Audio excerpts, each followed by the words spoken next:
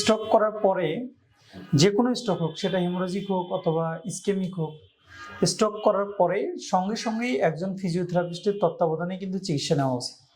অর্থাৎ মেডিকেল এমার্জেন্সির পাশাপাশি একজন যদি ফিজিওথেরাপি শুরু থেকে পজিশন করে, শুরু থেকে যদি একটা ফিজিওথেরাপিস্টের মাধ্যমে যদি চিকিৎসা নেওয়া যায়, তাহলে এই স্ট্রোক পেশেন্টগুলো কিন্তু সম্পূর্ণ একদম 99% রিকভারি চলে আসে, অর্থাৎ রিহ্যাবিলিটেশন হয়ে যায়। কিন্তু যারাই অ্যাবনর্মালি ফিজিওথেরাপি করে অর্থাৎ রিপিটেটিভ মুভমেন্ট করে, তাদের এই এনার মতো এক ধরনের কন্ট্রাকচার ডেভেলপ করে অথবা এই ডিফর্মিটিসগুলো ডেভেলপ করে। তো সেক্ষেত্রে আপনারা যাদের স্ট্রোকের রুগী আছে অথবা আপনারা যারা প্যারালাইসিস হয়ে দীর্ঘদিন পড়ে আছেন, তাদের কাছে একটাই পরামর্শ থাকবে, আপনারা স্ট্রোক করার পরেই যখন প্যারালাইসিসটা ডেভেলপ করলো, অবশ্যই আপনারা একজন এক্সপার্ট ফিজিওথেরাপিস্টের তত্ত্বাবধানে একদম ডে 1 থেকে যদি শুরু করতে পারেন তাহলে খুবই ভালো। অনেকে 1.5-2 মাস 3 মাস পরে যা শুরু করে, ব্যাপারটা কিন্তু এরকম না।